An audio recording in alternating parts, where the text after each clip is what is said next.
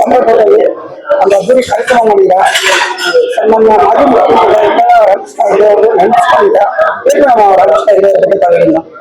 ಖಂಡಿತ ರಾಮಕೃಷ್ಣ ಹೆಗಡೆ ಅವ್ರ ಬಗ್ಗೆ ಹೇಳೋದಕ್ಕಿಂತ ಮುಂಚೆ ಇವತ್ತಿನ ಕಾರ್ಯಕ್ರಮದ ಬಗ್ಗೆ ನಾನು ಹೇಳ್ತೀನಿ.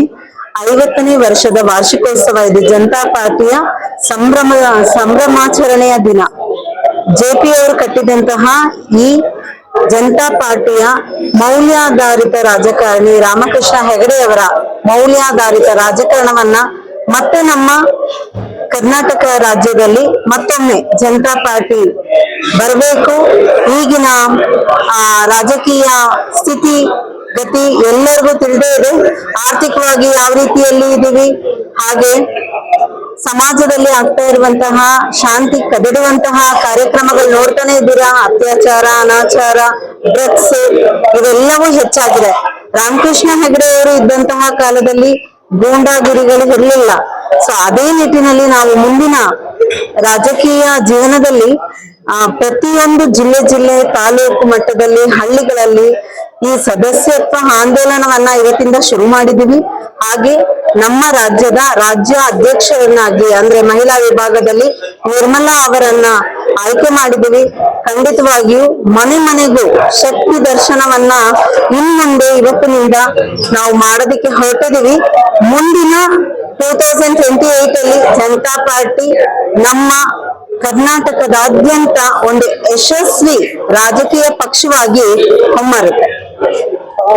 ಯಾವುದೋ ಒಂದು ಪಕ್ಷದ ಬಗ್ಗೆ ನೆಗೆಟಿವ್ ಮಾತಾಡಲ್ಲ, ಒಂದು ಕಾಮೆಂಟ್ಸ್ ಮತ್ತೆ ಬೇರೆ ಬ್ಲೇಮ್ ಮಾಡಕ್ ಹೋಗಲ್ಲ.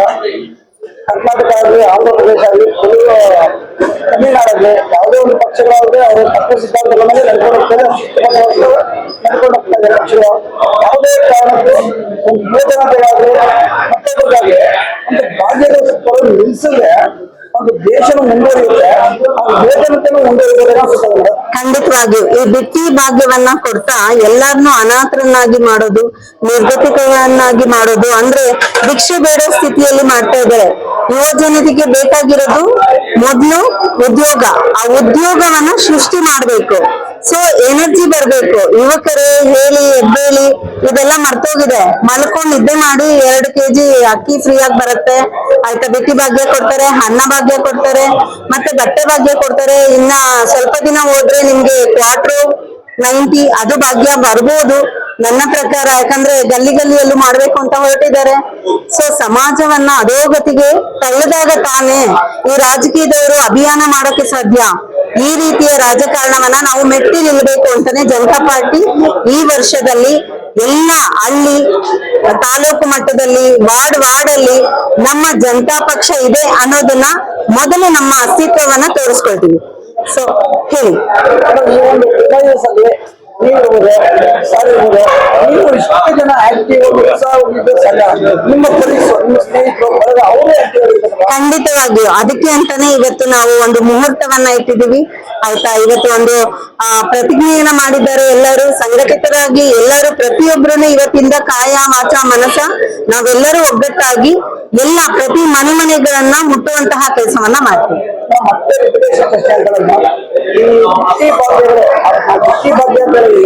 ನಾವೇನು ನೆಗೆಟಿವ್ ಮಾತಾಡೋದಿಲ್ಲ. ಯಾವ ಹೆಣ್ಮಕ್ಳನ್ನು 2000 ರೂಪಾಯಿ ಕೇಳಿರಲಿಲ್ಲ, ಯಾವ ಹೆಣ್ಮಕ್ಳು ಪ್ರಯಾಣ ಕೇಳಿರಲಿಲ್ಲ. ಆ ಕಾಲದಿಂದನೂ ರಾಮಕೃಷ್ಣ ಹೆಗಡೆ ಅವ್ರ ಕಾಲದಿಂದನೂ ಅವ್ರ ಹಿಂದಿನ ಕಾಲದಿಂದ ಅದು ಕಂಟಿನ್ಯೂ ಮಾಡಬೇಕು ಅಂತ ಜನಾಭಿಪ್ರಾಯ ಇದೆ. ಬಟ್ ಈ ಒಂದು ಭಾಗ್ಯಗಳು ಕೇಳಿರಲಿಲ್ಲ. ಈ ಒಂದು ಭಾಗ್ಯಗಳು 5 ಭಾಗ್ಯಗಳು ಮಾರಕನ ಪೂರಕನ. ಖಂಡಿತವಾಗಿ ಒಂದ್ ರೀತಿಯಲ್ಲಿ ನೋಡ್ಬೇಕಾದ್ರೆ ಅದು ಸರಿಯಾದ ರೀತಿಯಲ್ಲಿ ಕೊಟ್ರೆ ಅದು ಮಾರಕ ಆಗೋದಿಲ್ಲ, ಪೂರಕವಾಗಿ ಆಗುತ್ತೆ. ಉದಾಹರಣೆಗೆ ಹೇಳ್ಬೇಕಂದ್ರೆ BPL ಅಲ್ಲಿ ತಗೊಂಡಿರೋರೆಲ್ಲ ಆಲ್ಮೋಸ್ಟ್ ಎಲ್ಲ ಶ್ರೀಮಂತರು ಇದ್ದಾರೆ. 4 ಲಕ್ಷ BPL ಕಾರ್ಡ್ ಅನ್ನ ಅವ್ರು ಕ್ಯಾನ್ಸಲ್ ಮಾಡಿದೀವಿ ಅಂತ ಇವಾಗ ಹೇಳ್ತಿದ್ದಾರೆ.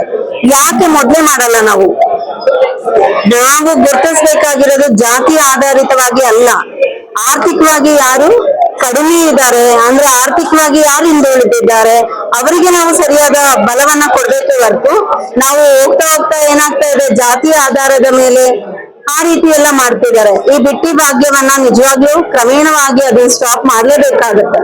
ಯಾಕಂದ್ರೆ ಈಗ ಕೊಟ್ಬಿಟ್ಟಿದ್ದಾರೆ, ಏನು ಮಾಡಕ್ಕಾಗಲ್ಲ. ನಾವು ಬಡ ಜನತೆಗೆ ಸಿಕ್ಕಿದ್ರೆ ಖುಷಿನೇ, ಬಟ್ ಬಿಟ್ಟಿ ಭಾಗ್ಯ ಕೊಡೋದ್ರಿಂದ ಏನು ಉಪಯೋಗ ಆಗಲ್ಲ. ಯಾಕಂದ್ರೆ ಚೈತನ್ಯ ಬರ್ಬೇಕಂದ್ರೆ ಕೆಲಸ ಮಾಡ್ಬೇಕು, ಸೌಂದರ್ಯಗಳನ್ನ ಹೆಚ್ಚು ಮಾಡುವಂತಹ ಕೆಲಸ ಆಗುತ್ತೆ ಇದು. ಒಂದೇ ನಮ್ಮ ಒಂದು ವಿನಂತಿ, ಈಗ ಬರೋ ಯಂಗ್ಸ್ಟರ್ ಏನೋ ನಾವು ಯುವಕರು ಇರ್ತಾರೆ, ಹೆಣ್ಮಕ್ಳು ಗಂಡ್ಮಕ್ಳು ಒಂದು ಭಾರತೀಯ ಜನತಾ ಪಕ್ಷಕ್ಕೆ ಬಂದ್ರೆ ಅವ್ರಿಗೆ ಏನ್ ಸಲಹೆ ಖಂಡಿತ ಜನತಾ ಪಕ್ಷಕ್ಕೆ ಯುವ ಜನತೆ ಖಂಡಿತವಾಗಿ ಬರಬೇಕು. ಯಾಕಂದ್ರೆ ಶಾಂತಿಯುತ ಆಡಳಿತ ಹಾಗೆ ಬೇಕಾಗುತ್ತೆ. ಯುವ ಜನತೆಗೆ ಮೊದಲಾಗಿ ಉದ್ಯೋಗ ಅವಕಾಶ ನಿರ್ಮಾಣ ಮಾಡ್ಬೇಕಾಗುತ್ತೆ. ಅದ್ರ ಬಗ್ಗೆ ಅವ್ರಿಗೆ ಯಾವುದೇ ರೀತಿ ಗಮನ ಸೆಳೆಯುವಂತಹ ಕಾರ್ಯಕ್ರಮಗಳಿಲ್ಲ.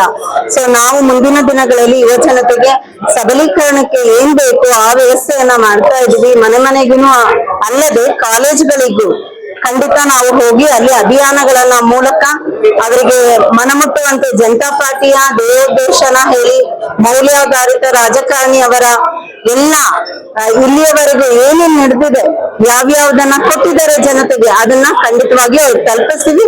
ಆಗ ಅವ್ರು ನಮ್ ಜೊತೆ ಕೈಗೂಡಿಸ್ತಾರೆ. ನನ್ನ ಹೆಸರು ಡಾಕ್ಟರ್ ವಾಣಿ ಎನ್ ಶೆಟ್ಟಿ ಅಂತ. ನಾನು ರಾಷ್ಟ್ರೀಯ ವೈಸ್ ಪ್ರೆಸಿಡೆಂಟ್ ಆಗಿ ಕೆಲಸವನ್ನ ಮಾಡ್ತಾ ಇದ್ದೀನಿ.